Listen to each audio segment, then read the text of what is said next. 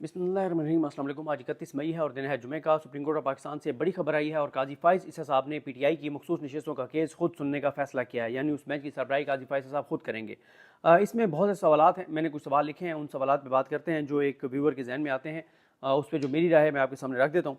पहली तो ये कि इस फुल कोर्ट में चलें, वो मैं आगे नाम बताऊँगा आपको, चलें पहले बता देता हूँ। काजी फ़ाइज़ ईसा साहब हैं, मंसूर अली शाह साहब हैं, मुनीब अख्तर साहब हैं, याहिया अफरीदी साहब हैं, अमीनुद्दीन खान साहब हैं, जमाल खान मुदखिल साहब हैं, मोहम्मद अली मज़हर साहब हैं, आयशा मलिक साहब हैं, जस्टिस अतर मिनल्ला साहब हैं, सैयद हसन अजहर रिजवी साहब हैं, शाहिद वहीद साहब हैं, इरफान सादत खान साहब हैं और नईम अख्तर अफगान साहब हैं। मुसरत हिलाली साहब नहीं हैं क्योंकि उनकी कार्डिक सर्जरी हुई थी तो वो छुट्टियों पर हैं।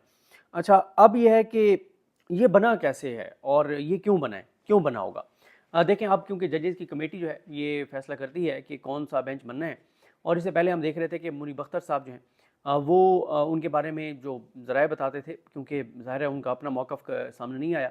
ज़राए ये बताते थे कि मुनीब अख्तर साहब जो हैं वो बिल्कुल इसमें नहीं पड़ते कि कौन सा काजी साहब बेंच बना रहे हैं, कौन सा नहीं बना रहे।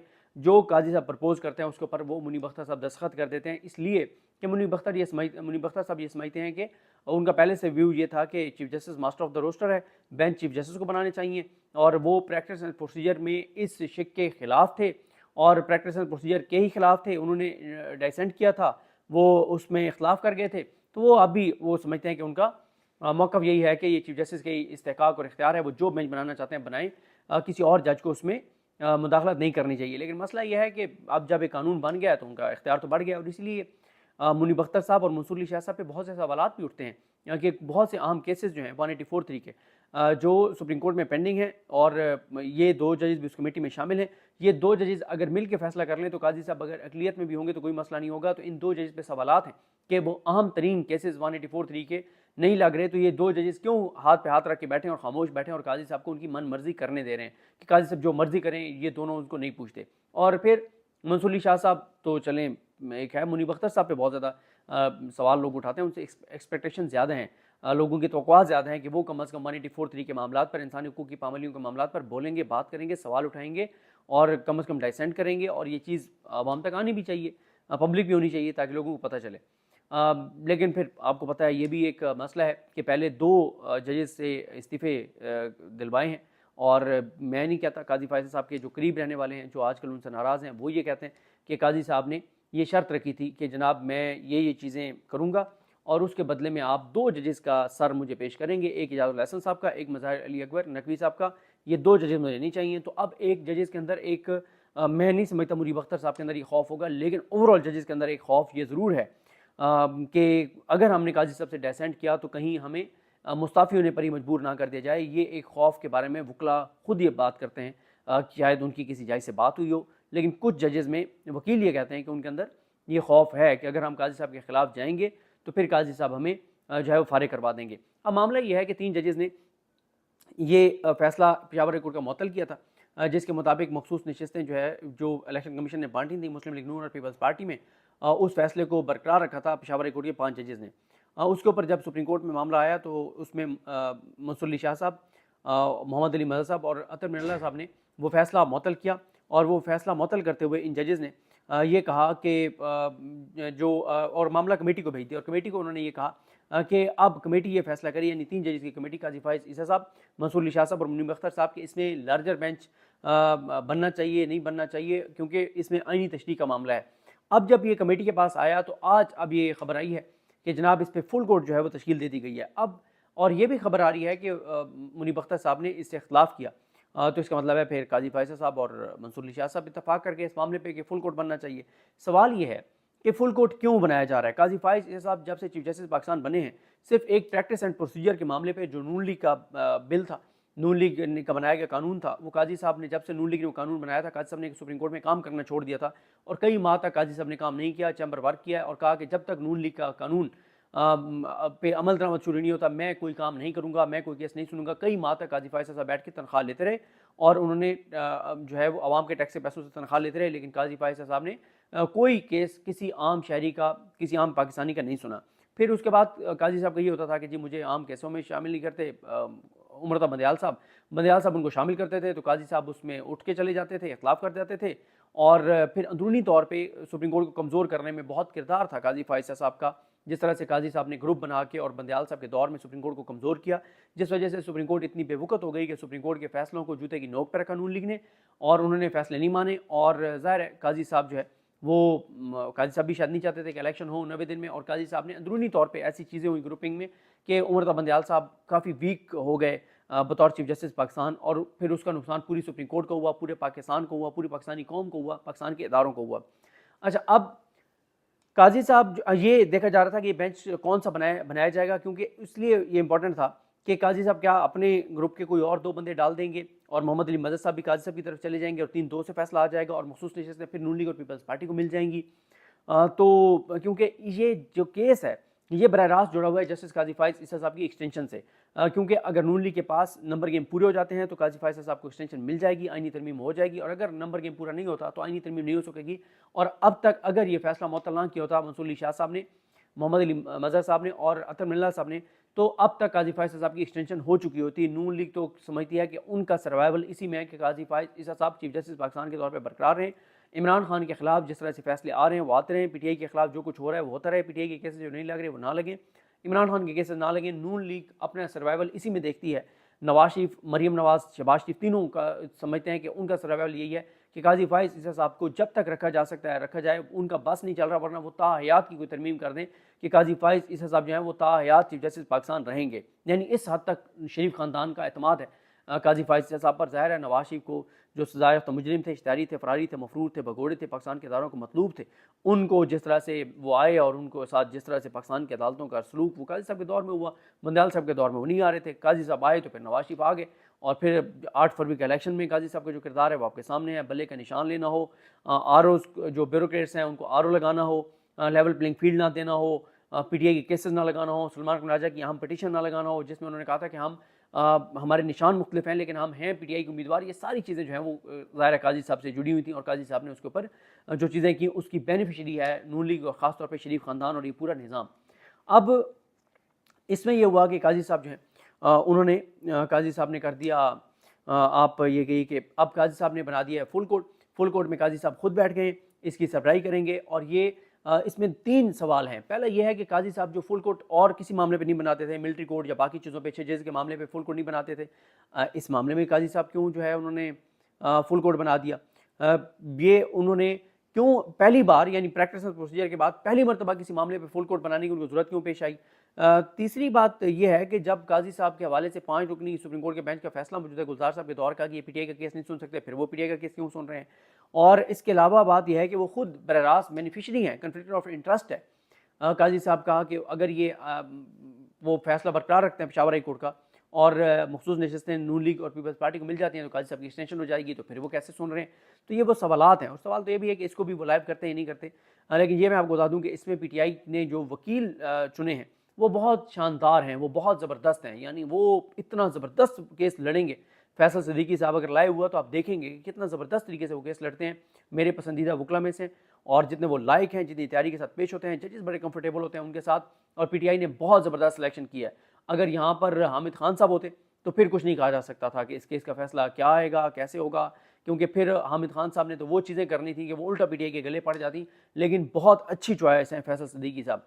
अब ये भी हो सकता है कि काजी साहब जो है वो चाहते हों कि वो खुद इस बेंच में बैठ के और एक ऐसा फ़ैसला करें जिससे वो इस परसेप्शन को किसी हद तक ख़त्म करने की कोशिश करें कि वो उनको PTI से कोई मसला नहीं है और वो एक्सटेंशन लेना चाहते हैं, और वो ऐसा फ़ैसला दें कि मखसूस नशिस्तें PTI को मिल जाएँ और काजी साहब का भी थोड़ा सा परसेप्शन उनकी बेहतर हो जाए और उनका रिवाइवल हो जाए। ये भी एक चीज़ काजी साहब की जानिब से जो है वो की जा, ये भी हो सकता है कि इसके पीछे ये हो कि काजी साहब खुद बैठ के और कहें कि मखसूस नशिस्तें PTI को मिलनी चाहिए, एटलीस्ट इनको नहीं मिलनी चाहिए, और ये तासुर दें कि देखें मैं खुद सुन रहा था, मैंने ये फैसला किया है, मैं चाहता तो ये फैसला कर देता तो मुझे एक्सटेंशन मिल जाती, और अपनी हाई मॉरल ग्राउंड्स लेने की कोशिश करें या तासुर दें। तो ये भी एक इंपॉर्टेंट जो है वो मामला है। अच्छा, इसके अलावा जो मैंने पॉइंट लिखे हुए थे कि मैं आपको बताऊँ कि अच्छा ये इस पे आता हूँ कि काजी साहब की अक्सरियत है ये नहीं, किस जज के बारे में क्या तासुर है, तो उस पर आ जाते हैं कि आसमा चौधरी साहबा का मैं एक ट्वीट देख रहा था, एंकर हैं जिन्होंने ये भी दुरुस्त कहा कि काजी साहब तो अपना माइंड डिस्क्लोज कर चुके हैं बल्ले के निशान वाले मामले पे। अभी इसमें जो ख़त लिखा उन्होंने बरतानवी हुकूमत को, उसमें भी काजी साहब कह चुके हैं कि वो फैसला ठीक था और पीटीआई को बल्ले का निशान नहीं मिलना चाहिए था, और उसी की वजह से ये सारी पाकिस्तान के अंदर तबाही और बर्बादी आई।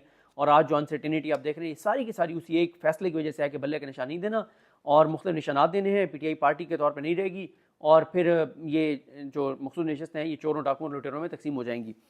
अब आ जाएँ कि जनाब किस जज का के बारे में तासुर क्या है, ये वकला या मीडिया के दोस्त जो हमारे बात करते हैं तासुर है उनके बारे में क्या है। काजी फ़ाइज़ साहब के बारे में मुझे बताने की ज़रूरत नहीं है उनके बारे में क्या तासुर है।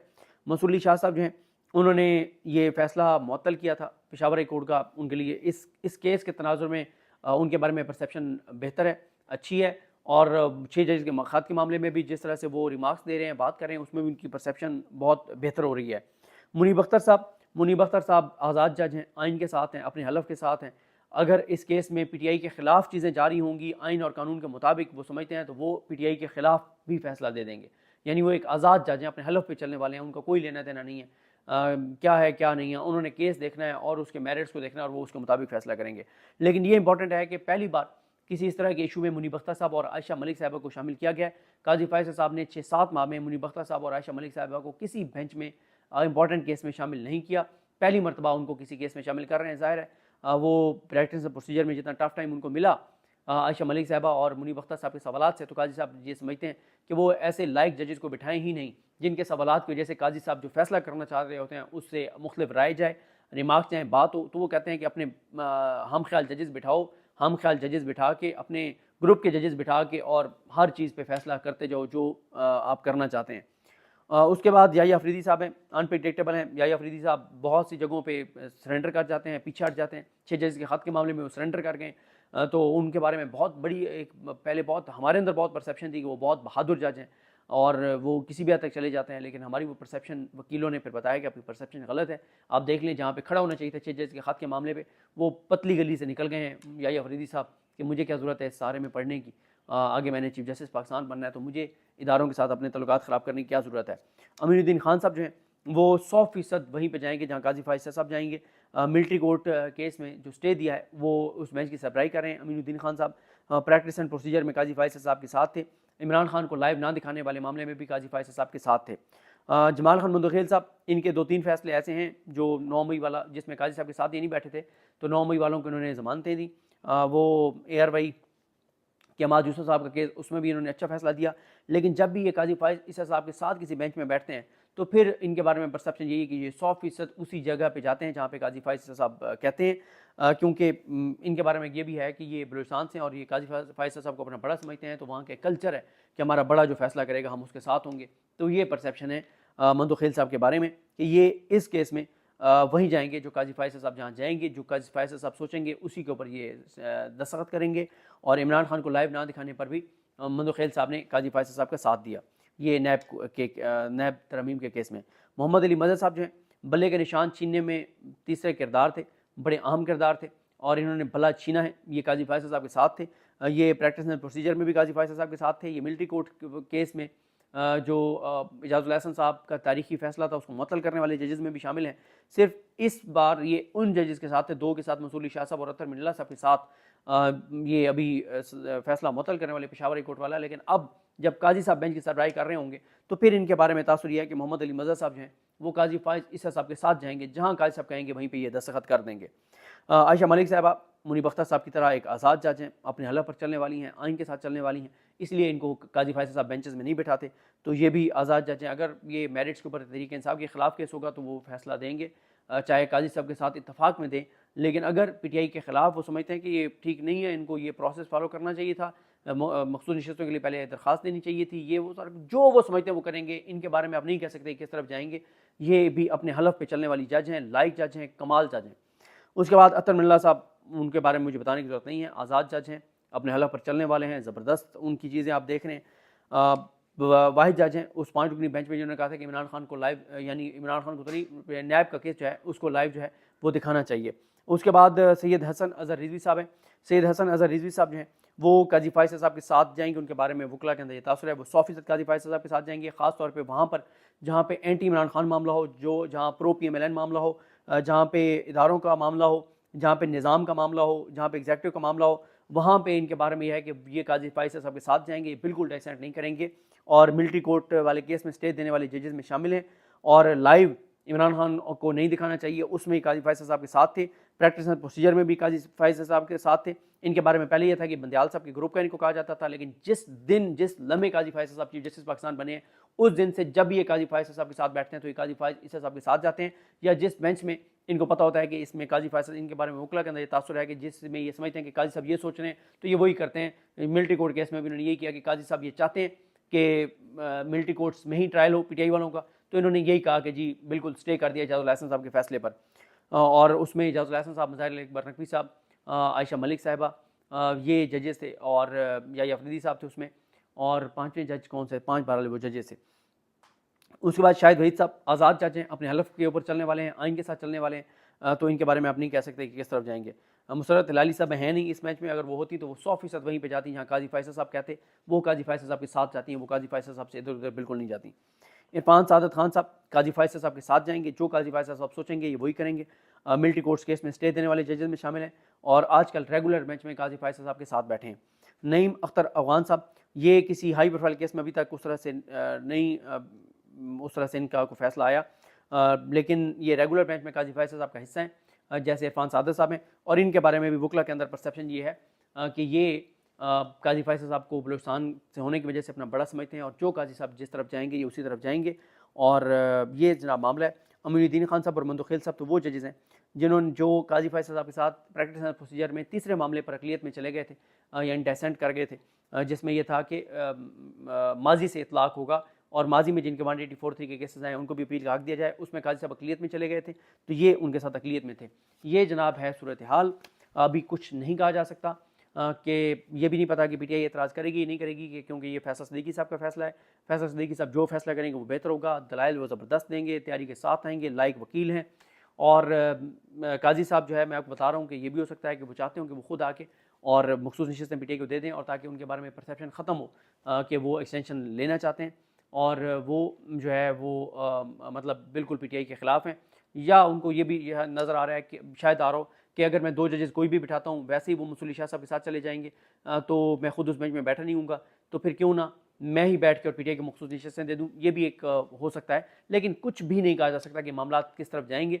काजी साहब के पिछले 6 माह को देखें तो फिर तो 100% पीटीआई ये केस हारेगी, 100% ये नशिस्तें नून लीग और पीपल्स पार्टी और इस निज़ाम को, एमक्यूएम को, इन सारों को मिलेंगी, क्योंकि काजी साहब ने पिछले 6 माह में हर वो फैसला किया है जो नून लीग और पीपल्स पार्टी के हक़ में गया है, जो इमरान खान और पीटीआई के ख़िलाफ़ गया है, जो एग्जेक्टिव इदारों और इस निज़ाम के हक़ में गया है। पिछले 6 माह में तो उन्होंने अपने कंडक्ट से यही साबित किया है।